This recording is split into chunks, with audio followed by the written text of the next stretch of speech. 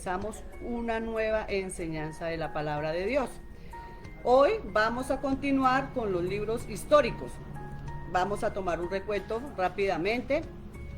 Nos acordamos que la clase pasada vimos sobre reyes, sobre crónicas. Hoy vamos a ver el libro de Esdras. Bien, vamos a colocar este momentico en las manos del Señor. Padre, te damos gracias en el nombre poderoso de Cristo Jesús, Señor, por tu amor, por tu perdón, por tu misericordia, Padre.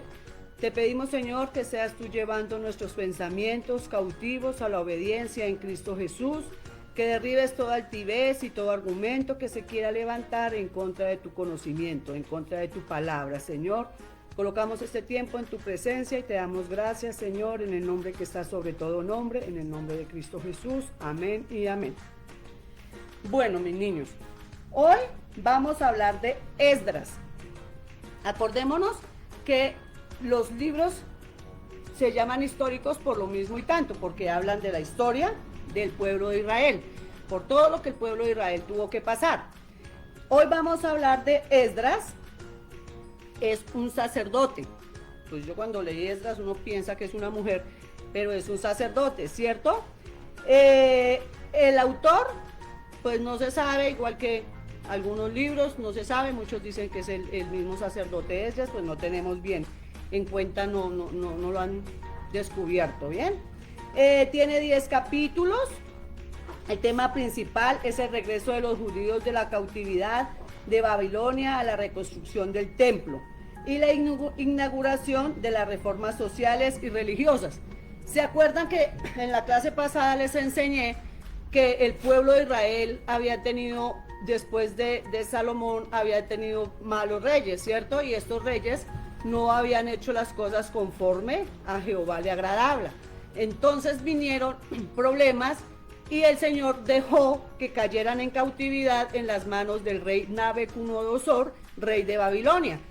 Este rey vino y los llevó en cautividad y los tuvo un tiempo allá. Tiempo después, ellos se fueron libres, fueron rescatados. Vino un nuevo rey que derrotó al rey de Babilonia, que se llama el rey Ciro de Persia, ¿cierto? Él vino y derrotó al rey de Babilonia y Dios puso en su corazón que dejara ir libre al pueblo de Israel para que volvieran a reconstruir el templo a Jehová y volvieran a levantar los muros de Israel, ¿cierto? Entonces en Esdras vemos que ahí viene nuevamente la historia. Debemos tener en cuenta que no pudieron levantar bien el muro como ellos querían. Entonces les voy a dar un repaso así leve sobre lo que pasó cuando estaba el sacerdote Esdras allí. Entonces dice que el rey Ciro permite que los judíos vayan a reconstruir el templo y les dan muchos tesoros. Cuando fue cautivo el pueblo de Israel, cuando ellos fueron y tuvieron que pasar en cautividad, no solamente se los llevaron a ellos, mataron a muchos de sus pueblos y aparte de todo que los mataron, se les llevaron todos los tesoros, todos los tesoros. El oro, todas las cosas que ellos tenían fue llevado en cautividad. Cuando vino el rey Ciro, Dios le colocó en su corazón que les devolviera todos los tesoros, y no solamente los tesoros, sino que también les dieran de lo de ellos. Les dieron gente, les dieron provisiones para que fueran allí y reconstruyeran. Pero como por variar, pues siempre hay gente envidiosa, y los que estaban alrededor del pueblo de Israel allá se levantaron contra Israel. Y le mandaron carta y le dijeron que no los dejara levantar más, que porque ellos siempre venían en contra de los demás reyes, que no los dejaran construir, Entonces no hicieron más, tuvieron que detener la obra de Jehová. En el capítulo 2 y 4 hablan mucho que se enumeran los exiliados del regreso a Jerusalén. El líder judío de la región y de Jesuá, el sumo sacerdote, los judíos reconstruyen primero el altar a Jehová. En el primer proceso, en el primer paso que ellos van a hacer es reconstruir el altar. Lo único que logran es reconstruir el altar al Señor Jesús, a Dios. En esa época, pues Dios, ¿no? En el capítulo 5 y 6 vemos que allí es cuando se pelean, cuando no los dejan reconstruir más, ya no los dejan levantar el templo, entonces tienen que pues detenerse por un poco de tiempo. En el 5 y en el 6 se une Zorobabel, Jesuá y los profetas Ageo y Zacarías, que ellos son muy conocidos por el pueblo cristiano, ¿cierto? Y se ponen al frente para reconstruir nuevamente el templo y lo terminan y lo dedican a Jehová. Eso hablan en el capítulo 5 y 6. En el 7 y en el 10 hablan del rey Atarjerjes. Este es un rey que manda al sacerdote Esdras para ir a reconstruir nuevamente a Jerusalén. Después viene ya Nehemías. El siguiente libro es Nehemías. Vamos a hablar sobre el libro de Nehemías. El autor es el mismo Nehemías. Tiene 13 capítulos y su tema principal es la reconstrucción de los muros de Jerusalén, recuento de ciertas leyes divinas, la restauración de las ordenanzas de la antigüedad. El Nehemías, ¿quién era? Un líder. Él era un líder de los judíos.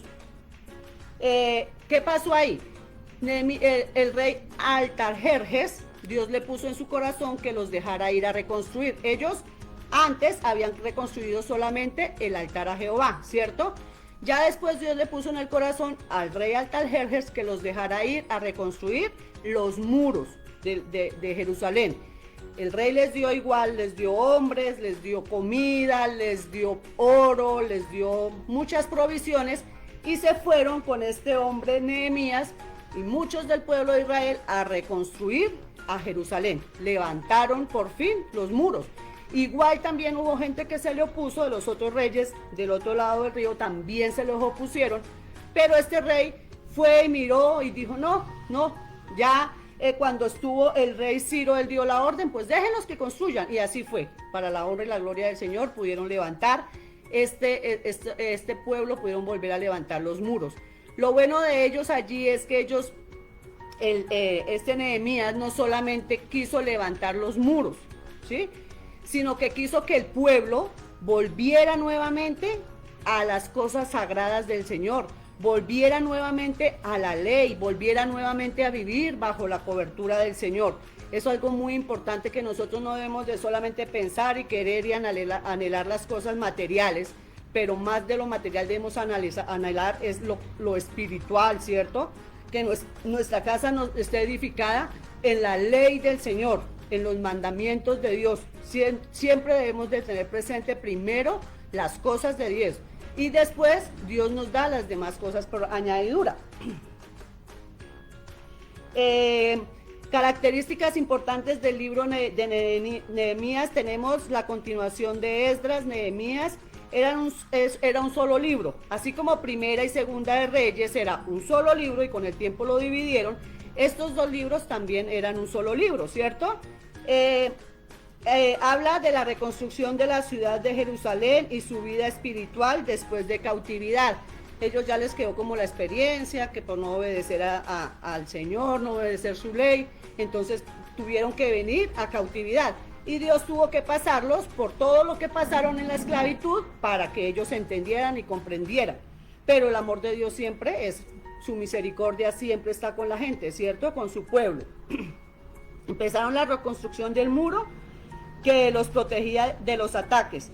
Durante esta época se les opusieron muchos, pero Nehemías y el pueblo seguían su obra. Ya lo que yo les dije, los de los reinados del lado se les oponían porque no querían. El enemigo nunca quiere que el pueblo de Dios progrese ni que salgan adelante, y pues igual, eso no es solamente de ahora, eso es de toda una vida. El rey Artajerjes apoyaba a Nehemías para ir a reconstruir el pueblo. Dios le puso en el corazón que los apoyaran. Ellos, para protegerse mientras estaban reconstruyendo, lo único que hacían era que solamente las puertas se podían abrir solamente al mediodía. De resto permanecían cerrados porque había muchos que los querían atacar, entonces no los dejaban. Se nombran guardias para vigilar las puertas y las casas de los judíos. Según el registro genealógico, pueden ser sacerdotes si no venían el genealogía de los... O sea, ¿qué pasa? Allá no cualquiera se podía nombrar como sacerdotes, ¿cierto? Sino eso era una genealogía. Todos tenían que ser, los sacerdotes tenían que ser de la tribu de Leví, entonces tenían que todos venir de esa genealogía y tenían que ser ellos los sacerdotes, nadie más de ninguna otra familia, sino solamente ellos. En el capítulo 8 y el 10 encontramos que Esdras les lee en voz alta la ley de Moisés y estos lloran. Dios les habla a su corazón y ellos vienen a un arrepentimiento. Ellos se dan cuenta que todo lo que ellos hicieron lo hicieron mal. ¿Qué pasó con ellos? Ellos se casaron con las mujeres que no eran del pueblo de Israel. ¿Se acuerdan que en la clase pasada les comenté eso? Que uno no se puede casar en yugo desigual, sino que debe ser de la misma fe, de la misma creencia. Entonces ellos se habían casado con cualquier cantidad de mujeres, pero ninguna era israelita. Entonces ellos vinieron a un arrepentimiento, volvieron a recobrar la ley de que Dios le había dado a Moisés y se separaron de estas mujeres porque ellas les traían a adorar a otros dioses falsos, dioses paganos. Entonces ellos se separaron. Nehemías se va por algunos años de Jerusalén y los judíos comienzan a quebrantar nuevamente. Necesitaban de ese sacerdote ahí, ese hombre esforzado, y ese hombre que les estuviera recordando a toda hora la ley del Señor. Entonces Nehemías tuvo que volver nuevamente al pueblo de ellos y volver a levantarlos espiritualmente. Ahora vamos a hablar de Esther. Su autor es desconocido, sus capítulos son 10 y su tema principal es el poder y la influencia que puede tener una persona. ¿Qué pasó con Esther? Esther era una mujer muy hermosa, ¿cierto? ¿Qué pasó allí? Había un hombre que no quería al pueblo de Israel. Entonces este hombre siempre peleaba con el pueblo de Israel. Y él hizo un plan con el rey para ir y matar a todo el pueblo de Israel. Ese hombre no tenía el conocimiento de que el Dios de los israelitas siempre estaba con él ahí, ¿no? Entonces el rey tenía sus esposas, pero su esposa, como la más principal, le falló y pues él la mandó matar y volvió a escoger otra esposa. Y en ese momento Dios le puso que viera a esta israelita Esther. ¿Y fue por qué? Porque Dios tenía todo planeado, ¿cierto? Entonces, ¿qué vino? El rey Asuro se fijó en ella y la eligió como su esposa. Pero en esa época, pues ellos tenían muchas esposas y el rey a su tiempo llamaba a la mujer que ellos querían. Pero como Amán, que era el hombre que no quería al pueblo de Israel, él detestaba a Mardoqueo, porque no se le inclinó ante él.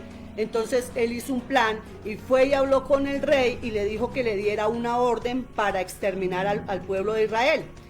Mardoqueo escuchó el plan que estaban haciendo y fue y le dijo a Esther. ¿Qué hizo Esther? Pues Esther oró y ayunaron y clamaron a Jehová para que los ayudara, y entonces ella hizo un plan, hizo un banquete muy grande y sin que el rey la hubiese llamado, ella se atrevió, arriesgó su vida porque eso era prohibido, arriesgó su vida y fue y le dijo al rey, le mandó decir al rey que ella lo invitaba a un banquete. Y el rey, el Señor le puso gracia en el corazón, el rey le aceptó el banquete.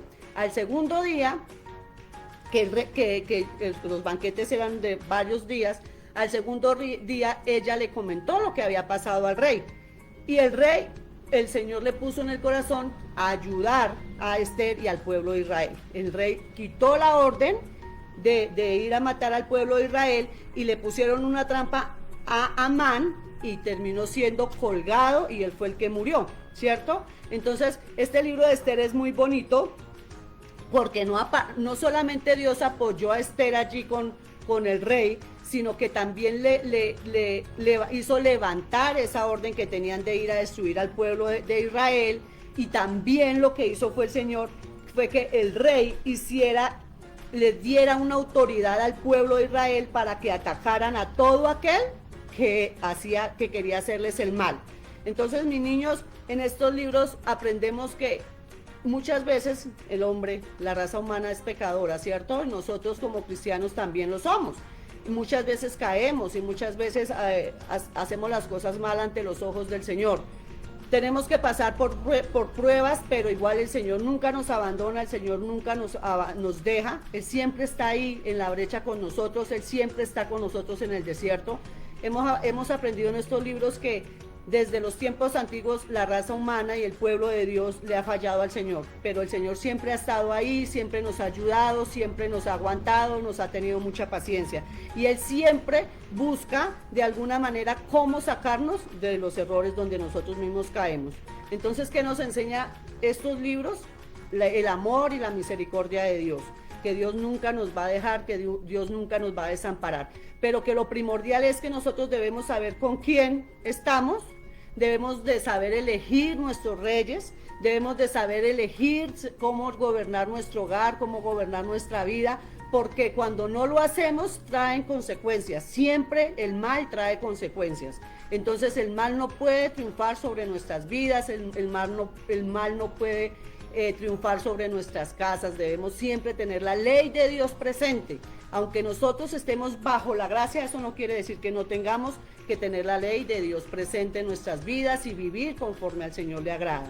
Niños, espero que por favor, el tiempo acá es muy cortico, pero sí les pido que por favor ustedes en sus casas lean estos libros.